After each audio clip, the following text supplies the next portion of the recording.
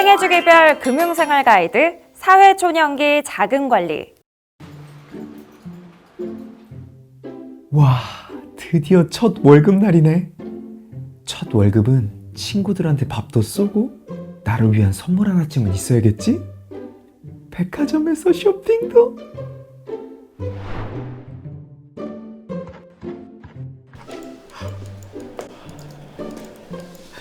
김고민 씨, 첫 월급 축하해요. 저축은 얼마나 하려고요?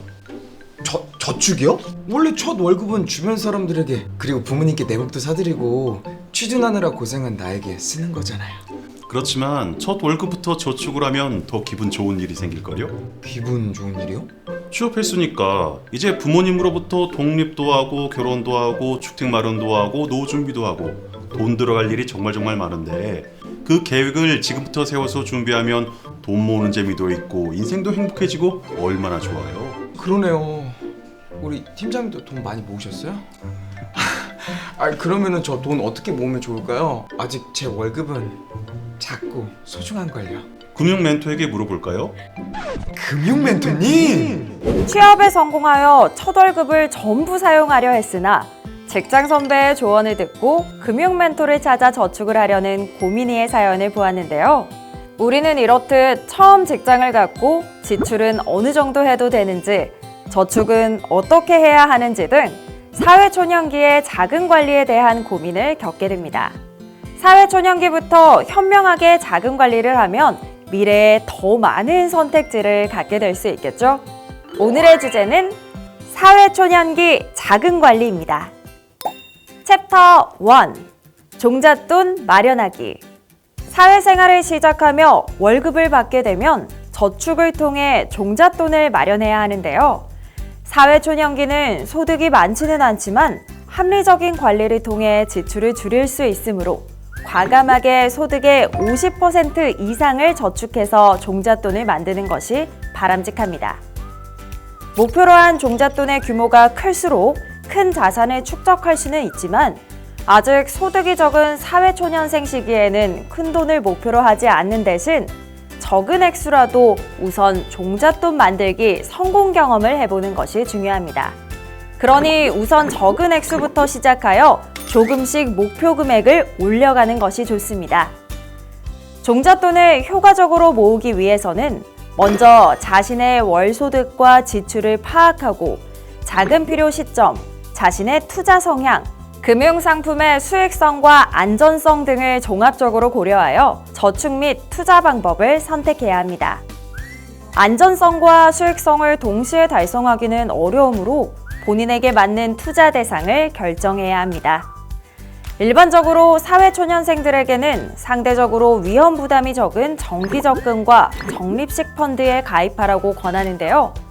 정기적금은 원금 손실 위험이 없지만 이자가 적은 반면 적립식 펀드는 정기적금에 비해 높은 수익을 기대할 수 있지만 원금 손실 위험이 있습니다.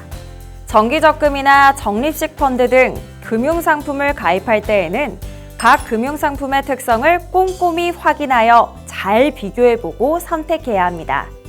금융감독원의 금융소비자 정보 포털 파인 메뉴 중에 금융상품 한눈에에서 은행, 증권, 보험회사 등에서 판매하고 있는 다양한 금융상품 정보를 쉽고 간편하게 비교할 수 있습니다. 챕터 2. 주택자금 마련하기. 주택을 마련하는 여러 방법 중 가장 좋은 방법은 청약제도를 활용하는 것인데요. 주택청약종합저축은 신규 분양되는 국민주택과 민영주택의 청약이 가능한 통장입니다. 대한민국 국민이면 누구든지 1인 1계좌 가입이 가능하며 약정이율은 최대 2.8%입니다. 납입기간은 별도의 만기 없이 국민주택이나 민영주택 입주자로 선정될 때까지입니다. 주택청약 종합저축의 장점은 연말정산에서 소득공제를 받을 수 있다는 것인데요. 소득 조건에 따라 납입금액의 40%를 소득공제 받을 수 있습니다. 청약이 가능한 주택은 국민주택과 민영주택으로 구분하는데요. 민영주택의 경우 주거 전용 면적에 따라 청약 예치 기준 금액이 달라집니다. 이 밖에도 청년 우대형 주택청약 종합저축이나 주택자금 마련 대출 상품 등을 통해 주택 마련을 준비할 수 있는데요. 청년 우대형 주택청약 종합저축은 만 19세에서 34세 이하까지 가입 가능하고 청약 기능 및 납입 방법은 주택청약 종합저축과 동일하며 이외 금리나 요구 조건, 가입 조건 등을 잘 확인한 뒤 가입해야 합니다. 챕터 3. 연말정산. 직장인의 근로소득, 즉 월급에 대해서는 매월 일정 비율의 소득세를 미리 떼는데 이를 원천징수라고 합니다. 그리고 연말이 되면 당해 연도에 내야 하는 소득세액과 이미 원천징수한 세금의 합계액을 비교해서 과부족이 생기면 세금을 더 걷어가거나 돌려줍니다. 이것을 연말정산이라고 합니다. 그 과부족 금액은 2월 급여가 지급될 때 정산이 되는데 세금을 돌려받는 경우가 많아서 13월의 월급이라고도 합니다. 연말정산을 계산하는 과정들은 매우 복잡한 편인데요. 그러나 우리가 직접 계산을 할 필요는 없습니다.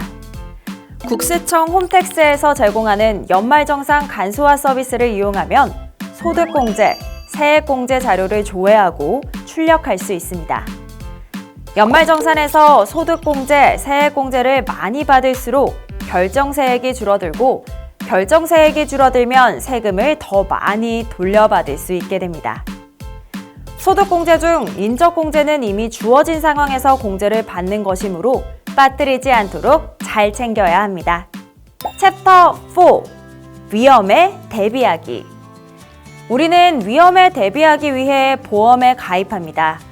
보험은 크게 보장성 보험과 저축성 보험으로 나눌 수 있는데요. 보장성 보험은 보험 고유의 기능을 가진 상품으로 질병이나 사고에 대한 보장을 담보하는 위험관리 상품입니다. 보장성 보험에는 종신보험, 상해보험, 질병보험, 실손의료보험 등이 있습니다.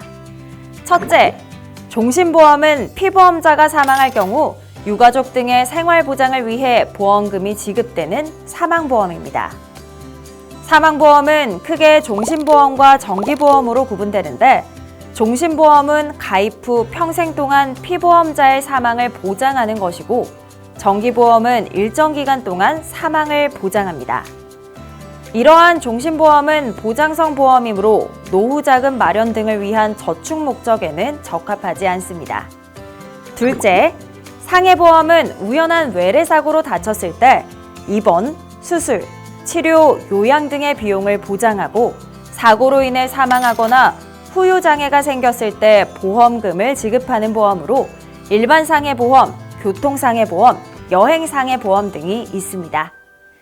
셋째, 질병보험은 질병으로 인해 발생하는 치료비를 보장해주는 보험입니다.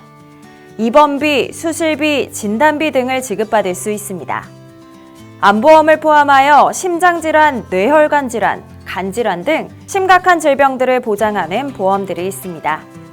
넷째, 실손의료보험은 상해나 질병으로 입원하거나 통원치료를 받은 경우 실제로 지출한 의료비를 일정 한도에서 보상해주는 보험입니다. 즉, 병원이나 의원, 약국에서 발생한 의료비 중 국민건강보험에서 보상하는 부분을 제외하고 나머지를 보상해줍니다. 2개 이상의 실손의료보험에 가입하더라도 실제로 부담한 의료비를 초과하여 보장받을 수는 없고 실제 지출한 의료비 전부를 보상받는 것은 아니고 일정 부분의 자기부담금이 있으며 연간 보상금액 한도도 존재합니다. 또한 실손의료보험은 외모 개선을 위한 성형수술비, 간병비, 건강검진, 예방접종비, 의사의 처방 없는 의약품 구입비는 보장하지 않습니다. 저축성 보험에는 일반 저축성 보험과 연금보험이 있습니다. 첫째, 일반 저축성 보험은 일정 기간 동안 일정 금액을 납입하면 만기 때 원금보다 많은 금액을 받을 수 있는 보험 상품을 말합니다. 은행의 정기적금과 다른 점은 납입한 보험료 중 사업비와 위험보험료를 차감한 금액을 적립한다는 점입니다. 이외에도 비과세 혜택, 일부 보장 기능, 이율 등 여러 장단점이 있으므로 신중히 생각하고 결정하는 것이 바람직하답니다. 둘째, 연금보험은 보험금을 연금 형태로 받음으로써 노후 소득을 마련할 수 있는 저축성 보험입니다. 10년 이상 유지 시 연금 소득에 대해 비과세 혜택이 있는데요. 보험료 적립금 이율 방식에 따라 금리 확정형, 금리 연동형, 자산 연계형 등이 있으며 투자 운용 성과에 따라 보험금이 달라지는 변액연금보험도 있습니다. 보험 가입 전에는 부양가족과 소득, 중복가입 등을 고려하여 가입하고자 하는 보험이 내게 필요한 보험인지 따져보아야 합니다. 또한 보험 가입 시 필수로 확인해야 할 사항도 있는데요. 첫째, 계약을 장기간 유지할 수 있는지. 둘째, 위험 보장과 장기 목돈 마련 중 무엇을 주된 목적으로 할 것인지. 셋째, 보험료. 넷째, 보장 범위와 보험금 지급 제한 사유. 마지막으로 갱신형과 비갱신형의 비교가 있습니다. 보험료의 경우 가장 쉽게 비교해 볼 수 있는 방법으로 금융소비자 정보 포털 파인에서 보험 다모아 메뉴를 활용하는 방법이 있습니다. 오늘의 주제, 사회초년기 자금관리에 대해 알아봤는데요. 오늘의 내용을 콕 집어 정리해 드리겠습니다. 사회초년기의 자금관리 방법으로는 적금, 펀드 등을 활용하는 등 다양한 저축 및 투자를 통한 종잣돈 마련하기, 주택청약 종합저축, 청년우대형 주택청약 종합저축, 주택자금 마련 대출 상품 등을 이용한 주택자금 마련하기, 연말정산 활용하기, 보장성 보험과 저축성 보험 등 다양한 보험 비교 후 가입하기 등이 있습니다. 개개인의 상황에 따라 자금을 관리하는 방법도 다양하므로 본인에게 꼭 맞는 방법을 찾아 자금을 관리해 봅시다. 오늘 배운 내용 꼭 기억해 주세요. 생애주기별 금융생활 가이드 사회초년기 자금관리. 감사합니다.